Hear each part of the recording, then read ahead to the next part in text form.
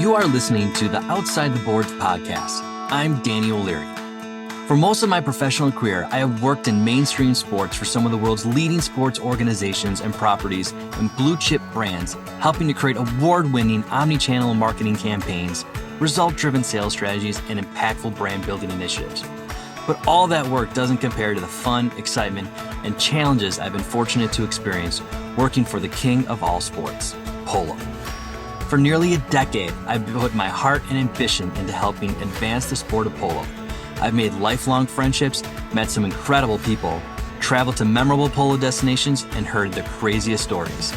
My goal is to share these people, places, and stories with you and provide a unique behind-the-scenes perspective of the game that breaks all the common stereotypes, all while discussing key issues affecting the sport today and the constructive sharing of ideas, insights, solutions, and best case studies for the purpose of advancing polo globally. Every week, I will have honest conversations with polo industry leaders, enthusiasts, and awe-inspiring people who make this sport great and fun to be around. I hope through their knowledge and their unique perspectives, they will motivate and inspire you. Together, we will explore ways you can make small tweaks to boost your polo business, whether you are a club, event, team, or player, that will amount to big changes in revenue, participation, attendance, and exposure. Saddle up. Welcome to Outside the Boards with me, Daniel O'Leary.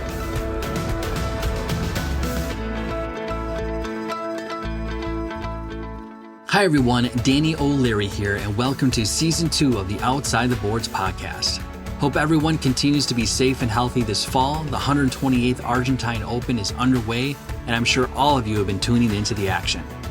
My guest on this episode of Outside the Boards is the ambitious and Team USPA alumni, Mr. Todd Thurston. Todd Thurston is a real estate development manager for Vertical Bridge REIT LLC in Boca Raton from Manakin Sabot, Virginia. Todd began riding at a young age before starting polo at the age of 15. He started playing in the summers in Middleburg, Virginia, before being selected to the Team USPA program. He went on to captain the UVA men's polo team in college, and thereafter pursued a professional career in polo and horse training for 3 years before hanging up his boots to enter the corporate workforce in 2017. In 2021, Todd would be selected to chair the newly created USPA Young Players Committee, a committee designed to help the next generation of polo players be successful in reaching their goals on and off the field. Todd is a bright, young professional and talented polo player with an ambitious attitude and motivation to mentor young players and providing them with a pathway toward success. I'm excited to see the Young Players Committee in action. So let's get started, everyone. Enjoy. Todd Thurston, it's so great to have you on this podcast, Todd. I got excited when that article came out about the Young Players Committee.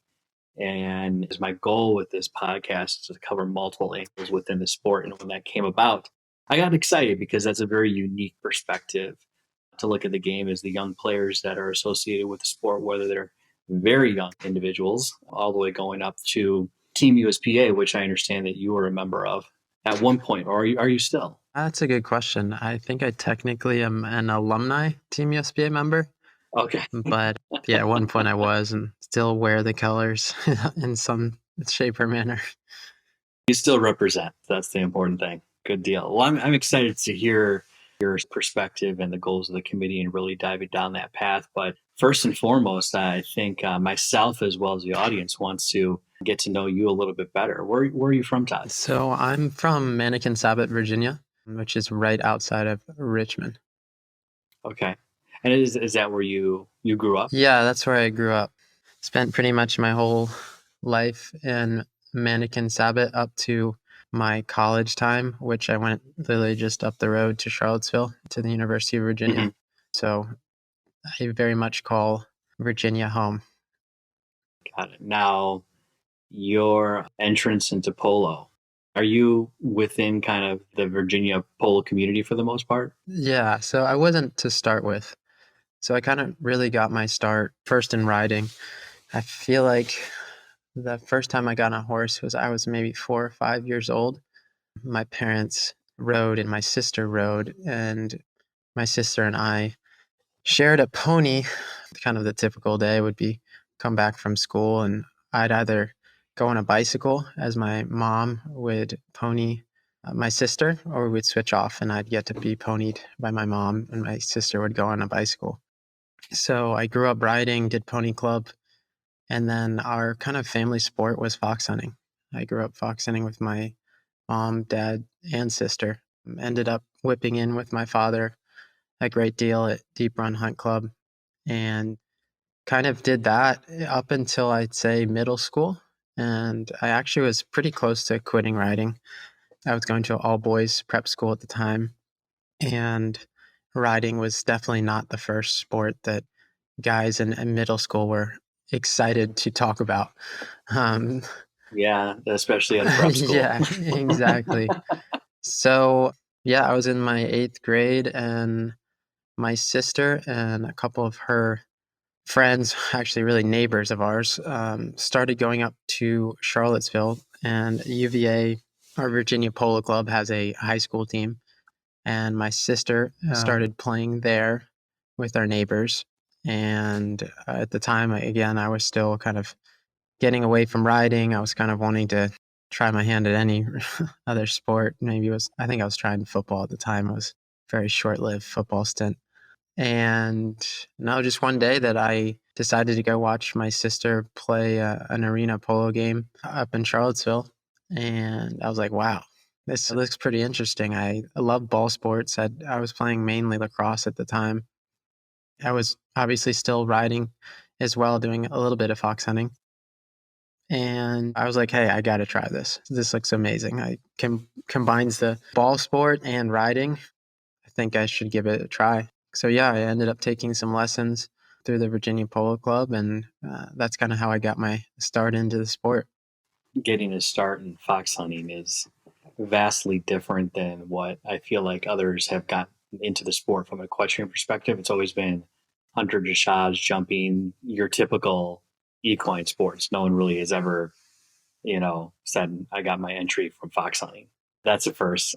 But do you think that really kind of prepared you for polo? I got to imagine it had to some extent. I mean, if you're fox hunting, you're outdoors, uneven terrain, running, things like that. Yeah, for sure. I mean, the most important aspect of polo, in my opinion, is your horsemanship. Mm-hmm. You can't really start even thinking about hitting a ball or strategy if you don't know how to move around on Yeah. a horse. So yeah, I mean, my mom taught me a ton, and I took lessons in kind of more traditional settings of eventer trainers and the pony club. I kind of was very schooled in the pony club rating system and that kind of stuff. But yeah, the fox hunting, what I enjoyed about that, especially whipping in with my dad, was just a lot of running around, Mm-hmm. jumping jumps, and not necessarily the most conventional way to get over, whether it's a stream or a coop.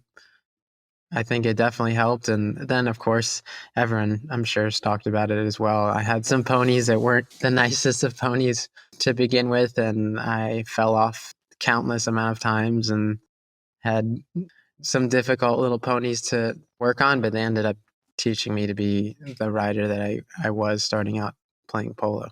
So you had your fair share of your nick scrapes and everything, right? Oh yeah, I can't even remember how many times I'd fallen off by the time I'd started playing polo. I was just part of it. So then polo was obviously a perfect fit then. Yeah, exactly. But that had a nice little seamless transition. So how old were you then? I want to say I was 15 when I first started. Okay. And your sister was how old? She's 2 years older than me. She was 16. Okay. So now you're playing high school Yep. polo, interscholastic. Yep. And was there both a men's and women's team at that time? So back then, scratching back into my memory, there was a women's and men's team at the time, and we kind of played mixed. There was a couple girls that played with us in practices, and then there were some guys that did it. It was not a huge group, so we kind of played a mixed polo, I'd say. Mm-hmm. But it was only arena. I played during the school year, I played in the fall and the spring.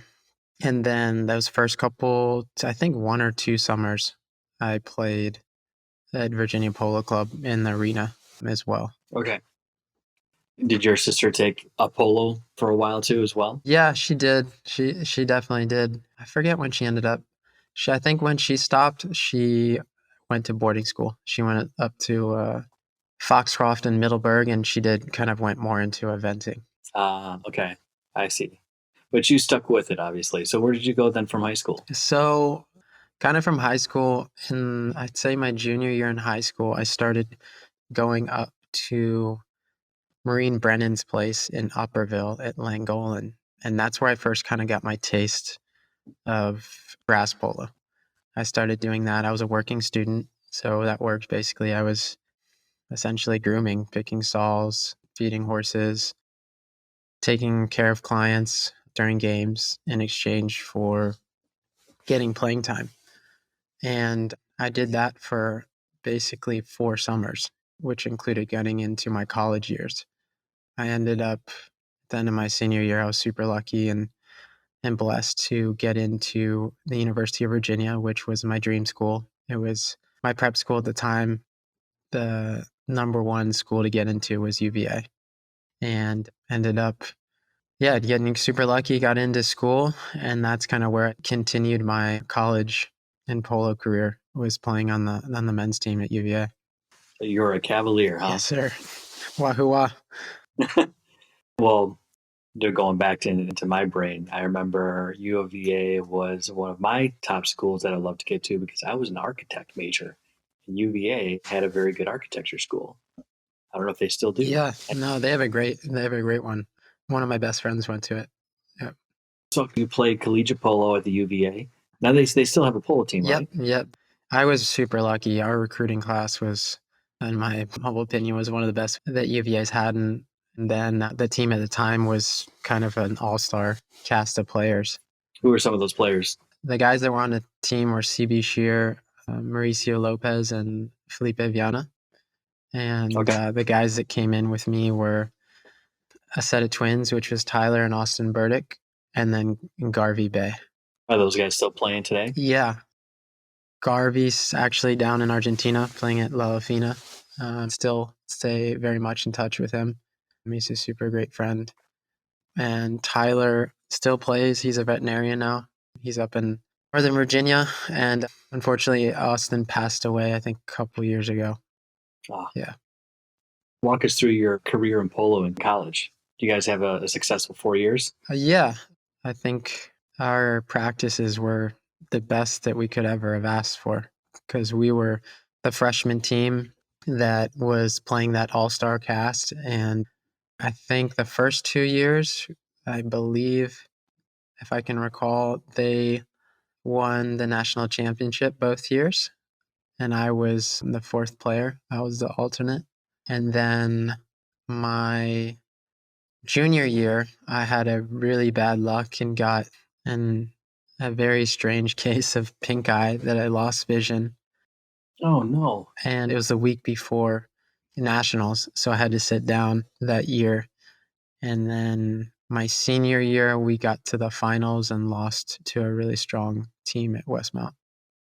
That's exciting stuff, though. Do you think collegiate polo is anything like similar to other college sports in a way, in terms of the time commitment and what's needed to be successful? Yeah, no, for sure. I mean, obviously, I think Cornell's the only one that's a Division I sport. I wish it was a Division I sport at UVA. With UVA, we were just incredibly lucky to have the facilities we did, access to the horses we did. We could stick and ball essentially almost every day we wanted to. If we wanted to go out and stick and ball, we could. And again, we were playing amazing practices. So I was learning from the other guys and improving. And it's a huge time commitment, I actually took time off after my first year at UVA and went down to Argentina and kind of was under the tutelage of Eduardo Hagee, thanks to a friendship that Charlie Muldoon had with Eduardo, has been one of my mentors. And I came back to UVA, I think January of that second year, and I ended up living with a bunch of baseball players, which was interesting. They're a fun group. One of them turned into my best friends, actually. Just went to a wedding of his, I think 2 weekends ago. But I mean, we were in very similar time commitments. Obviously, they had a little bit more structure, and they had study halls, and they had dining halls and structured Yeah. lifts and stuff like that. But especially at the level we were playing at UVA, it's almost like a full-time job in addition to doing all the schoolwork. No question about it. I mean, going from high school sports to collegiate, I ran track and field in college, and it was night and day, the time commitment. I actually was thankful that I got injured one indoor season just so I could actually take a mental break. Yeah. That's for sure. But what always fascinated me, when I worked for the United States Polo Association, one of the things I absolutely loved was intercollegiate polo.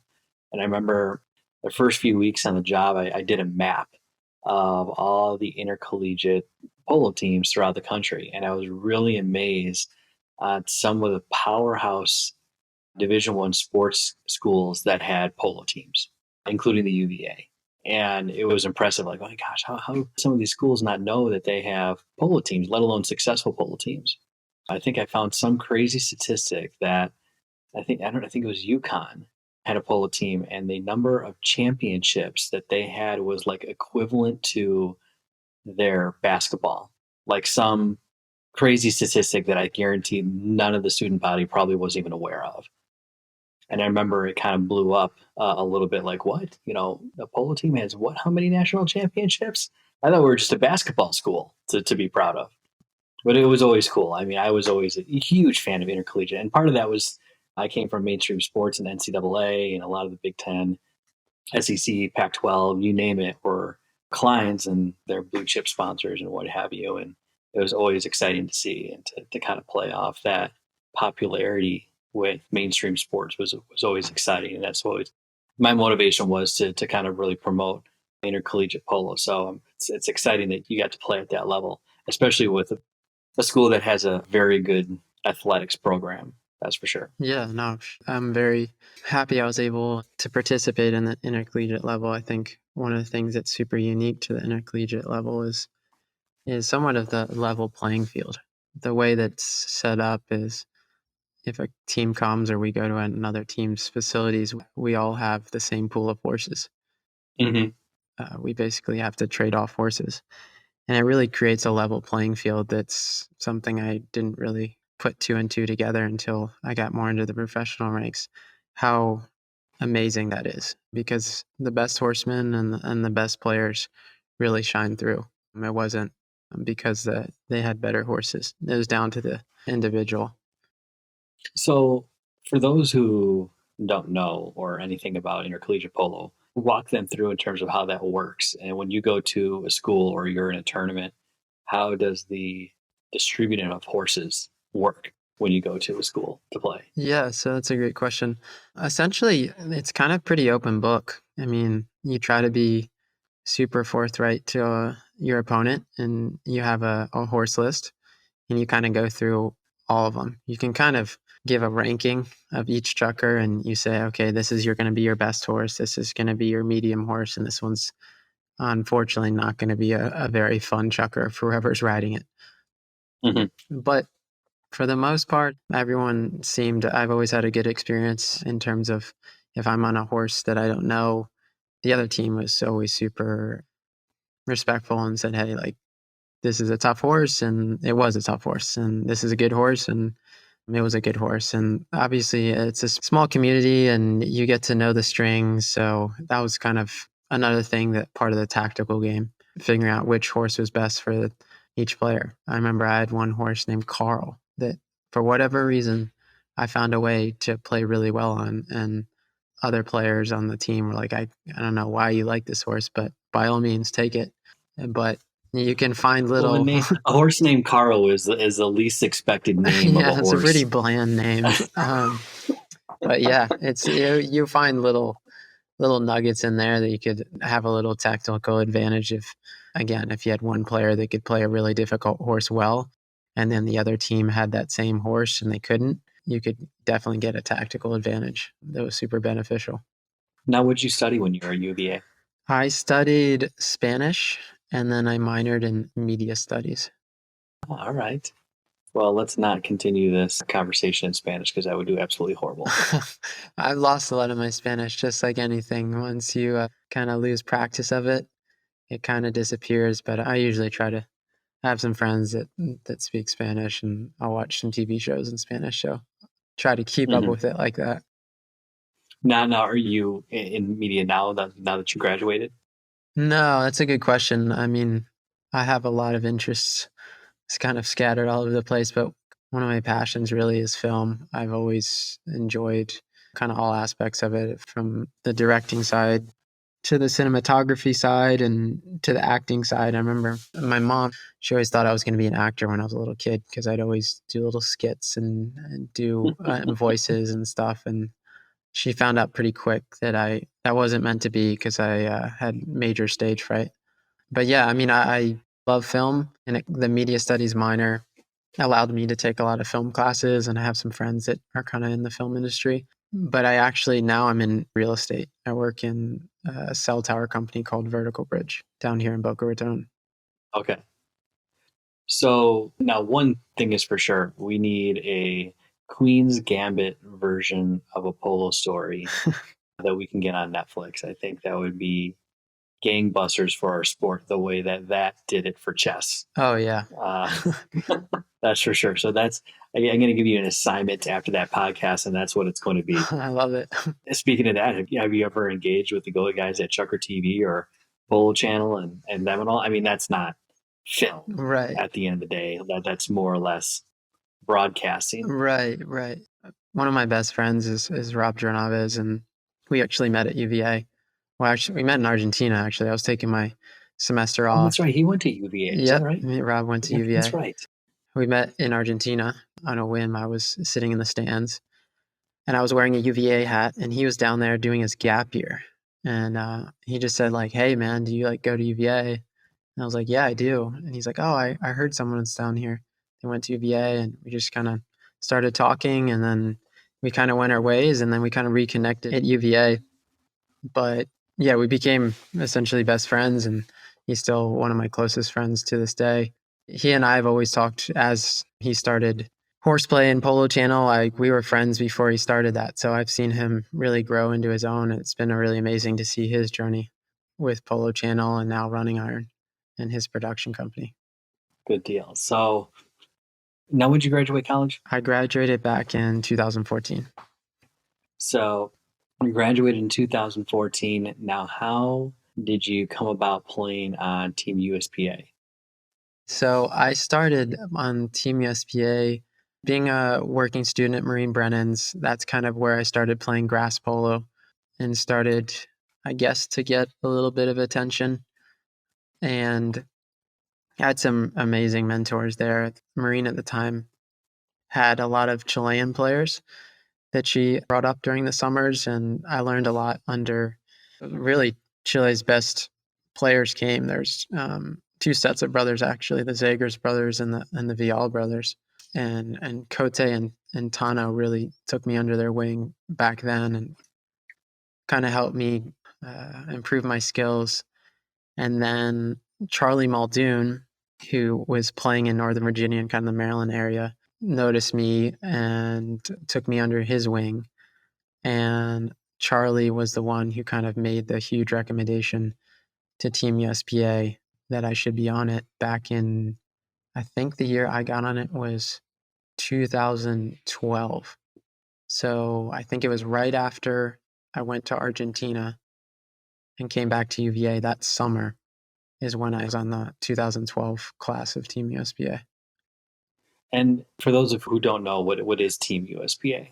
So at the time, Team USPA, I guess the best way to put it was trying to identify the best up and coming young players from across the nation and kind of bring them together to create opportunities for them to grow in the sport.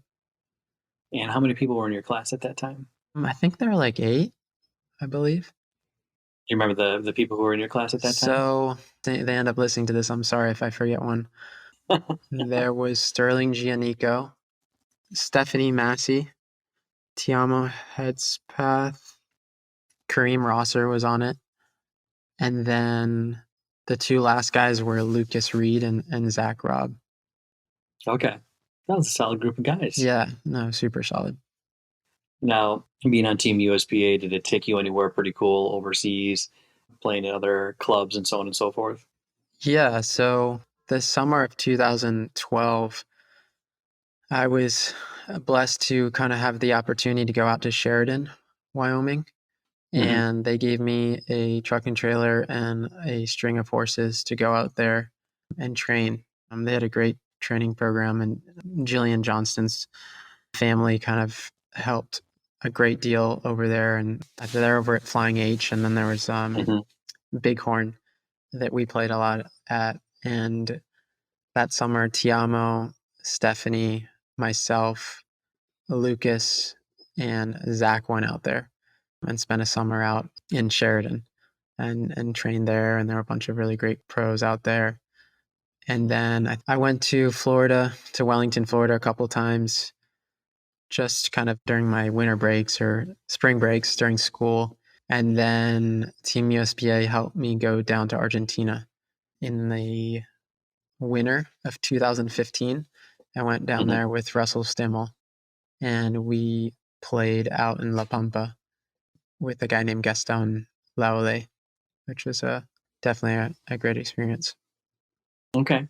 So your Team USPA classes, how many years is that? Is it just 1 year or multiple?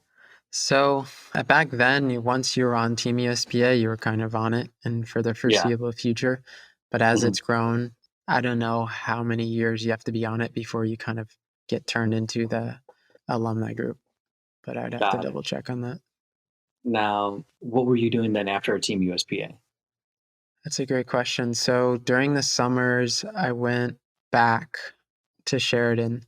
At the time, we had kind of had some clinics and different things that kind of gave us some exposure to some other people. And Jillian Johnston and her organization, Coca-Cola, took me under their wing and kind of plucked me to help them do their young horses.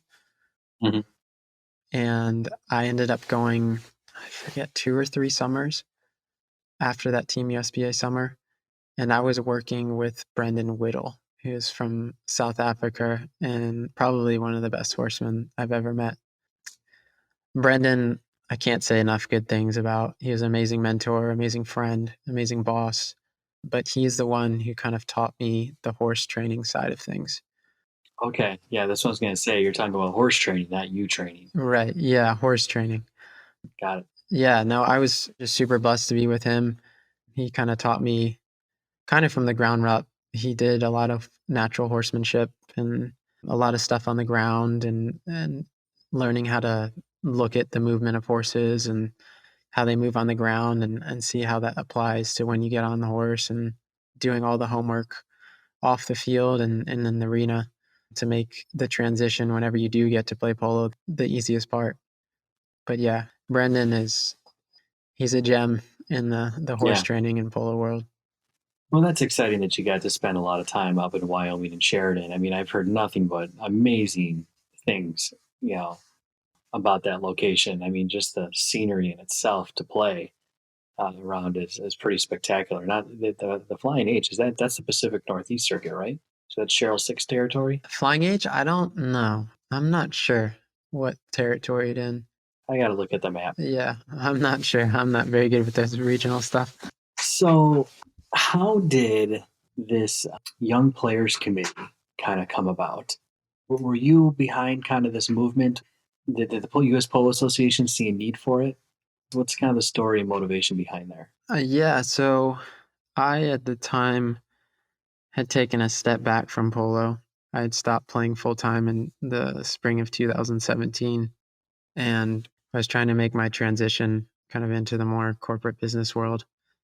And I am still very close with the director of services at the USPA named Carluccio Hmm. Ariano. And we had just kind of talked to how to stay involved in the sport and everything. And I always told Carluccio I want to stay involved as much as possible.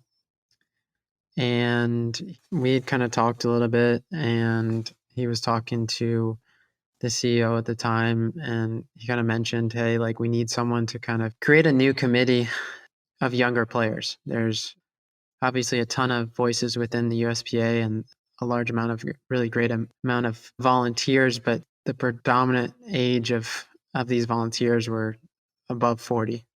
And they wanted just some new voices in the room and someone that could represent the next generation of players. And I'd kind of finally at that time had come to terms with my own journey of playing professionally, had kind of come to an end. And I remember thinking about, I was a huge Kobe Bryant fan. I have another friend that plays it. It kind of got me into Kobe.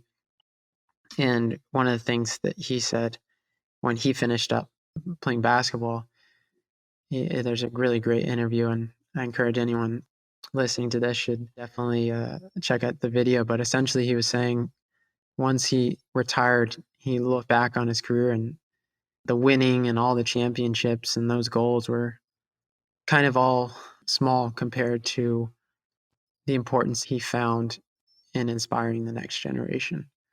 And I kind of took that to heart and said, okay, how can I do that? And kind of pay back amazing people in my life through polo and create an impact on the next generation. So yeah, that's kind of the long and short of it. And Carluccio kind of gave me the go ahead to help create the committee. And then I kind of got some advice on people to pick and it kind of went from there. Did you find there was kind of a lack of that growth opportunity there with some of these young players being mentored up? I mean, despite the fact that there's Team USPA and, I know there's interscholastic and there's intercollegiate, there's just need to be more done, you think, in that area? Yeah, I mean, polo's it's a sport that requires a lot of money. That's the reality, and that's the harsh reality. Any horse sport requires a lot of money, and the reality is not everyone has that funding. So any way we can help people that might not necessarily have that backing to help them grow and kind of follow their dreams, I think that's super important. And there's not an easy fix, but programs like Team USPA and others and PTF organizations can really help make a difference in helping as many people as we can. This podcast episode is presented by the Gay Polo League. The Gay Polo League is the only LGBTQ polo organization in the world that is dedicated to producing high-end LGBTQ polo events and experiences. Its mission is to inspire and empower those individuals who identify themselves as lesbian, gay, bisexual, and transgender via the promotion of and participation in the sport of polo. The GPL promotes the sport of polo to provide equality, pride, inclusion, and confidence for those individuals who face discrimination simply due to identifying themselves as lesbian, gay, bisexual, or other non-traditional sexual or gender identities. GPL works to create an atmosphere that affirms and supports the understanding and acceptance of all individuals regardless of race, sex, or sexual identity, and works to promote goodwill and camaraderie in the community. Its ongoing goal is to raise money at GPL events to help LGBTQ organizations better serve their communities. Our battle cry is, the slightest difference makes all the difference. GPL is changing perceptions in the LGBT community, athletics, and society at large, one chucker at a time.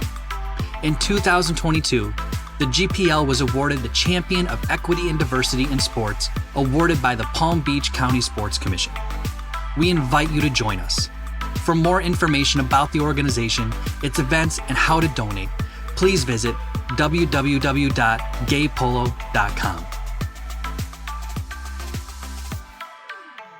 Well, and it seems also, in my interview with Cheryl Sick, she kind of had, similar to you, you are surrounded with so many people supporting you and your game. She had the luxury of the same thing. A lot of people that she grew close to out on the West Coast. George Dill was brought up, a number of times as being one of her mentors through it all from every state, and it coincided with her professional career. And it was interesting the pathway that she ended up taking as well, but they're all very, very similar at the end of the day. Now, I know the committee is very new. Are you tasked with creating programs or investments toward young players? I'm not sure the word is task, but that's kind of our intentions. A lot of the committees, you essentially, more than anything, is bringing certain subjects to the USPA's attention and what we think should be addressed. In the past 2 years, kind of the highlights I would say that we did was back in 2019, we all got Safe Sports certified. That was a really big initiative that I helped lead and thought that was a super important thing to do, just to kind of follow along with a lot of the other top sports, including the Olympic Committee, to kind of do the right thing with how we work on the relationship between mentors and the kids that we're teaching. And then last year we did a lot of the kind of DEI committee stuff before the DEI committee even existed. A couple of people on the Young Players Committee and I kind of worked on bringing that to the attention of the USPA and the importance of it. Yeah, committee, what does that stand The Diversity, Equity, and Inclusion Committee. for? Okay. Mm-hmm. But as everyone knows, the younger generation is very attuned to social media, to the current events, and at the time last year was a super important aspect of kind of across the nation. Every sports league was kind of acknowledging that things could be better, and we wanted to make sure that the sport we loved was doing the same. And we kind of led a lot of kind of presentations and discussions to kind of help that be a part of the USPA. And the USPA has been doing a great job of incorporating that into their policies this year. So that's been a really fruitful thing that the Young Players Committee has kind of worked on in the past year or so. Now that you've kind of taken on, who are other members of your committee? So currently the members of the committee are Kylie Sheehan, Hope Ariano, Zach Grob, Kosti Cassette, and Jared Zenny. Okay. And Jimmy Wright, I believe. And then the last one is Grant Gansey. Ah, look at that. Yep. A lot of people I know. Yep. That's for sure. Wonderful conversation with Jared in my season 1 podcast. He's a fellow Chicagoan, so Yep. great to see that we're producing 7 Gay Polo players still up here. Oh yeah, Jared's an awesome And then guy. actually I speak with Hope on Monday. Awesome.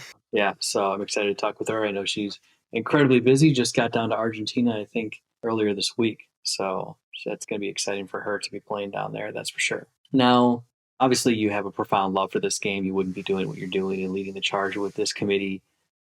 You know, going back now to our first conversation, what made you kind of fall in love with this sport? When you first saw it in the arena and your sister was playing it, what really was that spark, if you will, that lightning in a bottle that made you realize, like, this is a game I want to be a part of? That's a great question. Yeah, I mean, it's mainly the speed, honestly, the speed and the aspect of riding. At that stage, I was a pretty confident rider, and I'd been doing it essentially my whole life. And then you added the ball sport. I think my main sport, I think I was saying I was playing lacrosse, and I love that. Yeah. A lot of people say, especially arena polo, is like hockey and horseback. And I loved that you had a ball and you could score a goal. And then you can, just like lacrosse, you can go in there and you can make a hook, you can go in and crash into someone. And I love that contact sport possibility. Obviously, I'd done fox hunting, and the only crashing into was me crashing into my dad's horse because my pony didn't have brakes. But yeah, it just combined a lot of aspects of sport that I loved. I was going to say, it kind of took the best of both worlds and combined them into one. Yeah, no, for sure. Not to mention you're playing one of the oldest ancient of team sports, which is polo, and not to mention the oldest American sport is technically lacrosse. Yeah, Yeah, exactly. So obviously being at UVA, being on the East Coast, I know lacrosse is just absolutely enormous out there. Yeah, compared to when I was in high school, it didn't even exist yet. Yeah, I was going to lacrosse games when I was in high school. I was obsessed with lacrosse. I knew all the players, everything. Prep school. There you go. Yeah. It's like either that or hockey Yeah. in a way, Yeah. to some degree. Now, what would you say, in growing up and you playing the sport and then going to UVA and hanging out with the baseball team, was there just a lot of interest on your friends and other people who didn't play the game?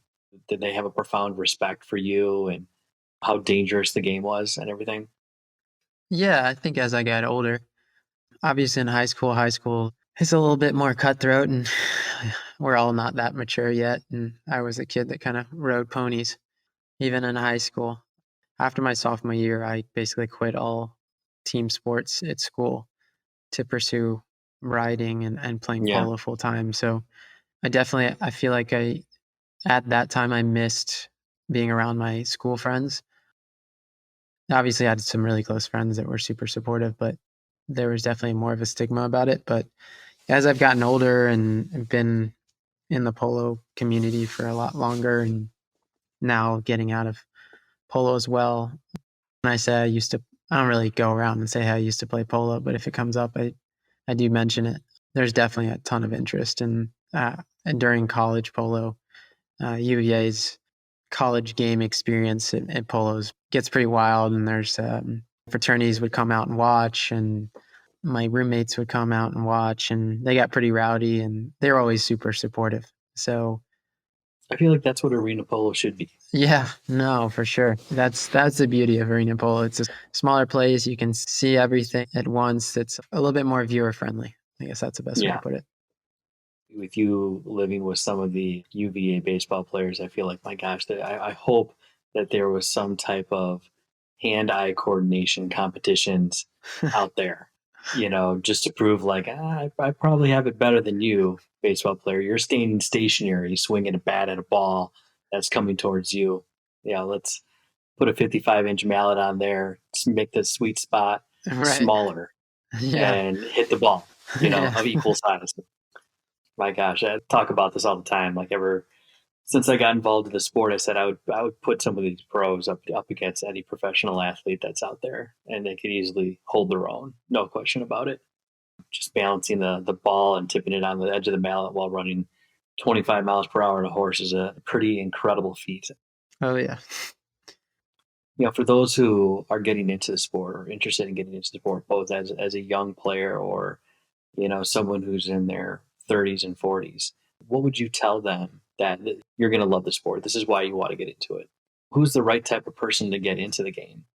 Let's say that does not have equestrian experience, because I feel like that's kind of a bit of a dime a dozen. Yeah, I think you have to be pretty honest with them. They have to appreciate the horse Yeah. and the horse riding aspect. If they don't really like the horse aspect, they at least have to have an open mind for them to get to a point that it's fun. They're going to have to learn how to ride, and it's a long time commitment. Mm-hmm. It's an experience that is so unique. You're riding an animal. And what other sport can you say that? Yeah. Can you ride an animal and hit a ball and play with other teammates? It's so unique in that aspect. And there's such a great community that you can build through all of it. You're absolutely right. I mean, and not to mention, I think even when I talk to people, I think I fail to mention, like, there is a significant time commitment, especially if you're someone who doesn't have any sort of riding background. But the reward that you experience it both on the field and off the field with the social aspect is highly rewarding. And yeah, you have to have that key element of a love for animals and an infatuation with horses and what have you that, definitely goes a long way. Now that you're with this committee, you're close to the USPA. Are there things that, and obviously going through interscholastic and intercollegiate polo, are there things that you would like to see polo do more of that it's not doing enough?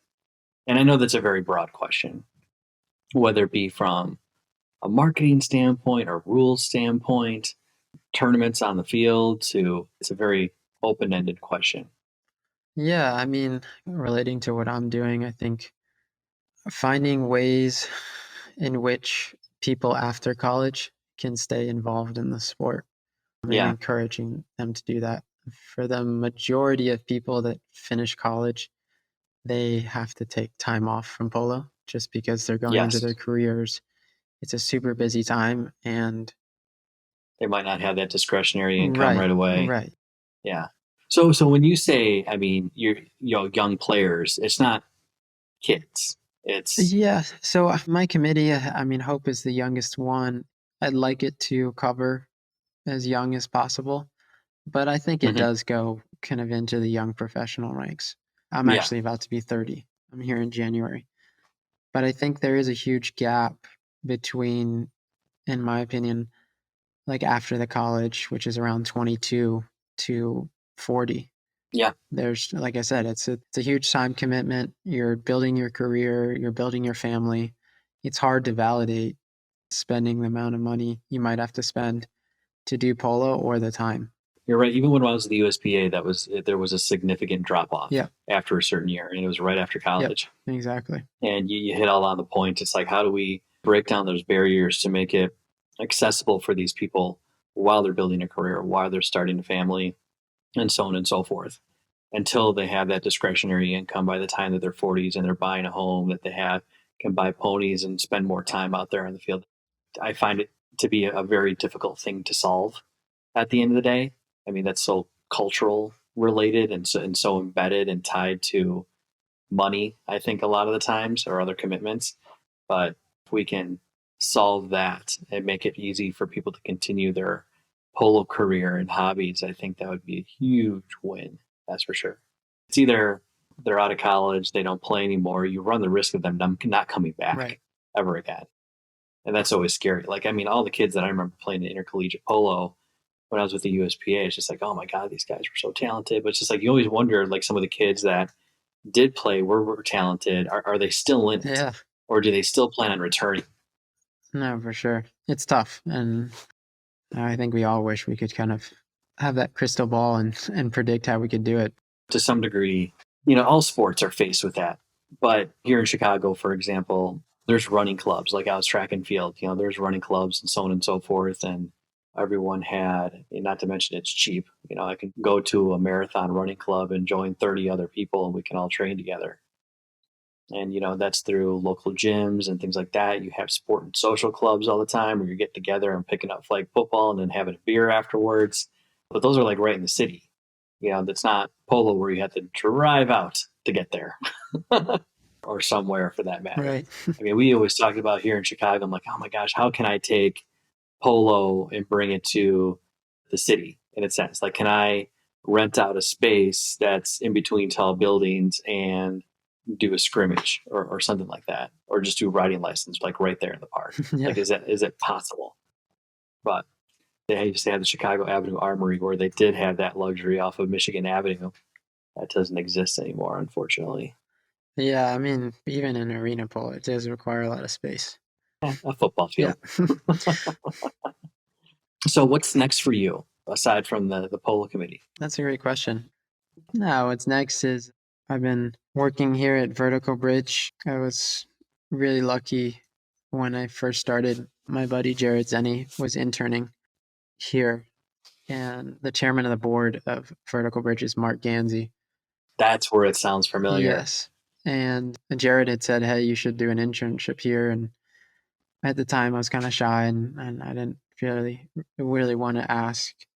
But he pushed me in another... Guys like Mark are not the most approachable guys at the very beginning. They're more intimidating, yeah. No, but Jared pushed me and another friend of mine pushed me.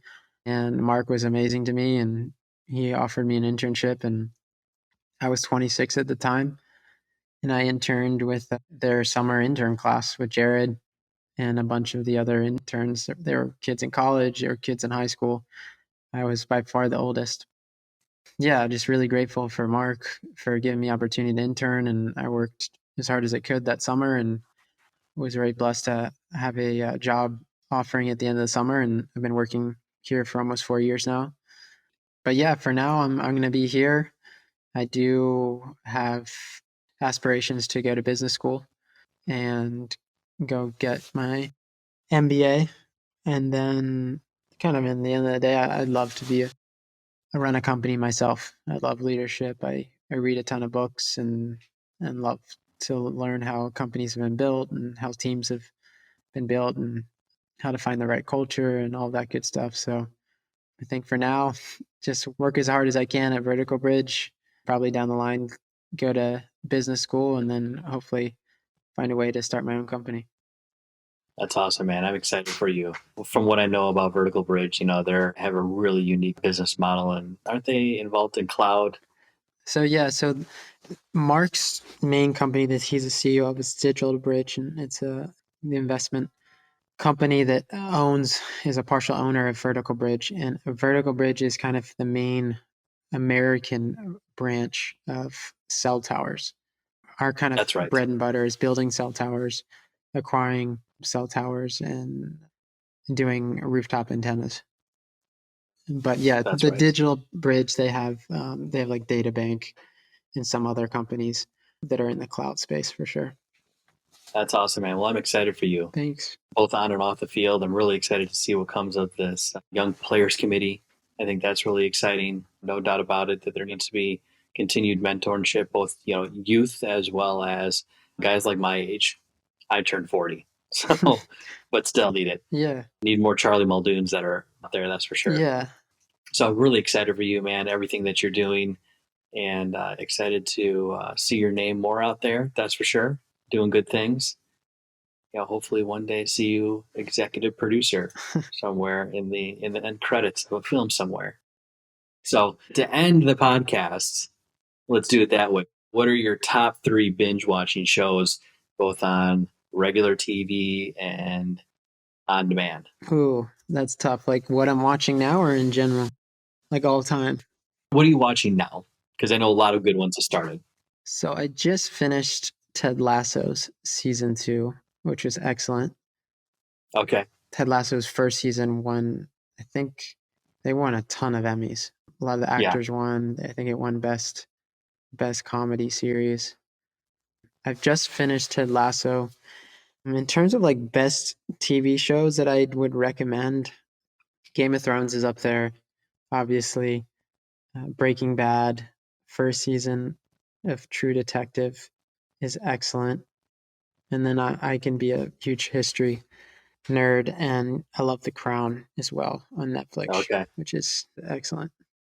I haven't finished Breaking Bad. I have to start Ted Lasso, but I'm thrilled that Yellowstone has kicked back up I've for heard a 4th good things season. I'm about obsessed with Yellowstone. that. Obsessed with that. Yeah, I've heard really great things, and Kevin Costner's And if there's awesome. that good of writing for that one, I think his name is Tyler Sheridan or something like that, who wrote Taylor Sheridan, yeah. it.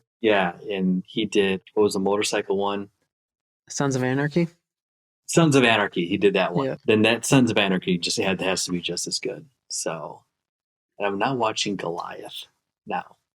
Is that Billy Bob? I can't remember these. Yeah, it's Billy Bob Thornton. Yeah, I know my shows and I know my actors pretty well.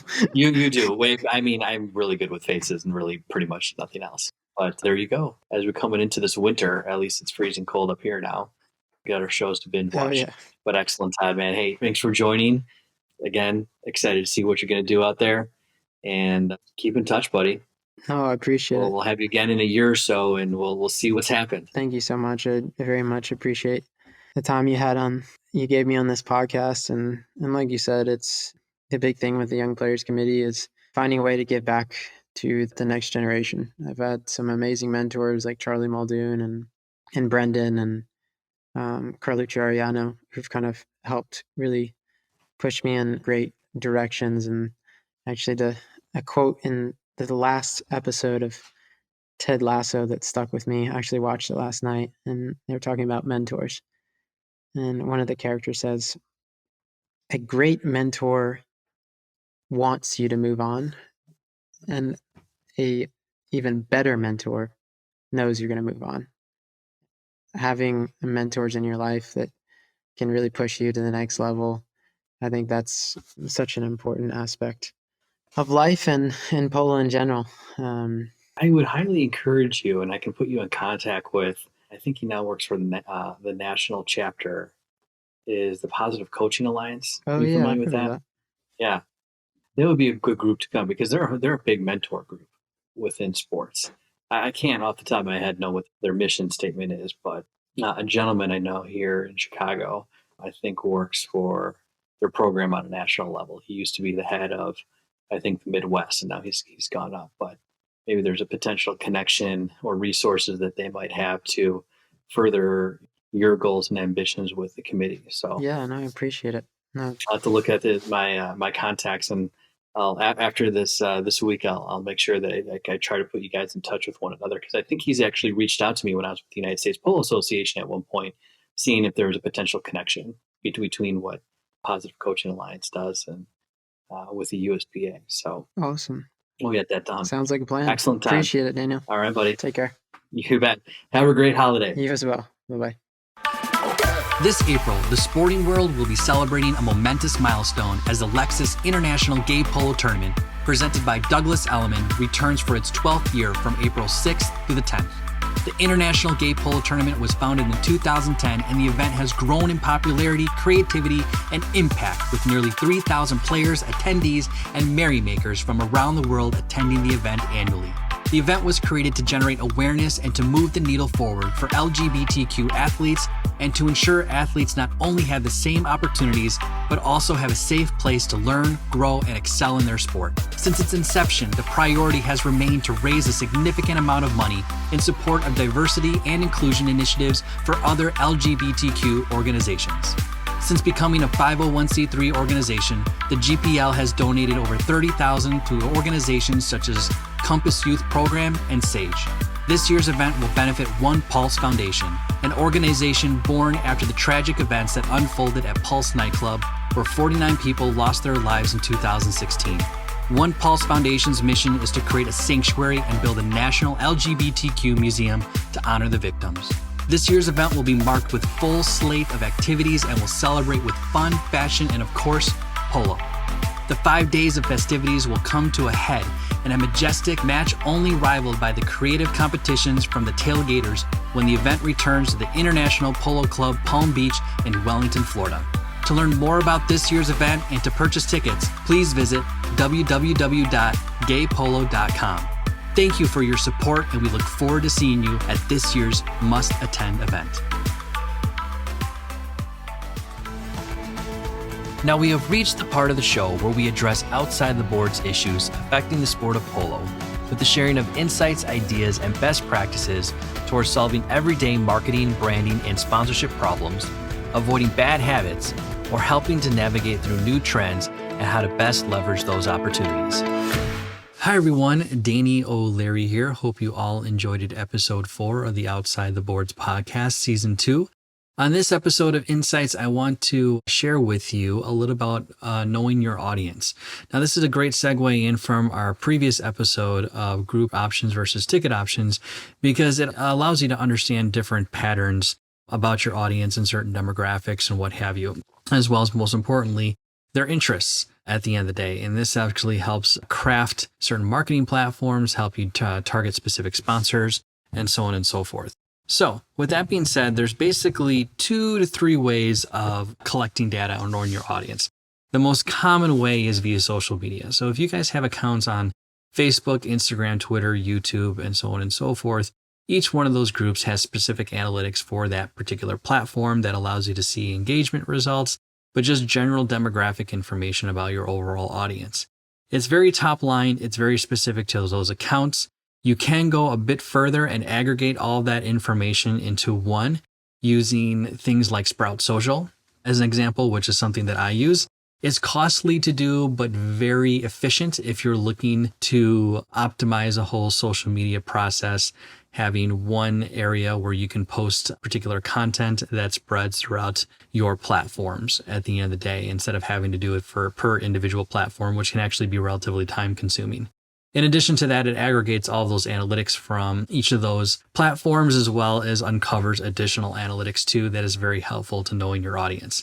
The other way, and something I highly recommend, because in my opinion, it goes into much more detail, and that is Google Analytics. If you haven't used Google Analytics, I highly encourage you to connect your website to Google Analytics. It should be a very simple process, and you're able to extract a lot of information about your fan demographics and those who visited your website, how often they visit, where are the areas that people are visiting most often and for how long, what devices they use to interact with your website, whether that be mobile phone or tablet or PC or computer, demographics in which they're engaging with you, their affinity interest, their age, single, married, and so on and so forth. So a lot of very valuable data at the end of the day that can be extracted from Google Analytics.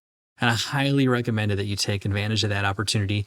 And I think they do have additional resources if you pay for them that can uncover even more data for you. So if you're not using that, it will help you craft your marketing plans, as well as provide you insight as to what type of sponsors you should go after as well, because it shares certain affinity interests of your spectators, whether it be travel, restaurants, food, wealth management, news, exercise, fitness, you name it. It will share with you that information, and you can take that to sponsors and tell them a great story in terms of what those interest groups are. So the third is direct surveying your fans at the end of the day. And that can be as simple as subscribing to SurveyMonkey.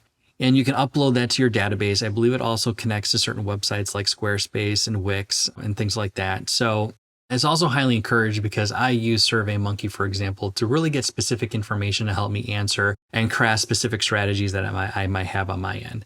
So for example, the last 2 times I used SurveyMonkey was to really get a handle on my merchandise strategy to help me really understand what my fans wanted to see and buy at the end of the day. And it was really quite extensive, but it's really, really mind-opening at the end of the day and helped me identify a strategy that's going to work best for me while also producing the type of merchandise items I want to provide my spectators and what they'll buy. And that's only going to leave and maximize sales at the end of the day for me. The other time I used it was to better understand the cultural behavior when it came to what ticket options I should provide. So going into a new field, our 100th anniversary, all that, there's a lot of information I wanted to change. We had the opportunity to start on a clean slate with a variety of things. And while taking information from Eventbrite and those types of analytics to understand purchasing and sales and so on and so forth for the past 5 years, I was able to craft a really knowledgeable plan at the end of the day with the help of feedback from my spectators to determine what type of seating layout, what type of ticket options I should provide in order for me to maximize sales and attendance and providing the level of polo experience I want my polo club to provide. So very, very valuable information. I highly encourage. If you want some more information or how to uncover other analytics and other sources you can get to if you're looking to enhance that and buy more, there's platforms I know that you can better understand your analytics from a public relations standpoint, where you guys are in the press, who's talking about you further in social media. There's a lot of more in-depth. It costs more to do at the end of the day, but it could be worth your while. So hopefully that insight helped you a little bit about knowing your audience. Again, highly encouraged. And with that being said, hope you enjoyed this episode. Take care. That was a great episode. What is the one thing you learned from today's conversation? If this episode had an impact on you in some way, then I encourage you to visit and subscribe to our website at OutsideTheBoards.com for more episodes and interviews with incredible guests. Thanks for stopping by, my friends, and hope to see you on the polo field.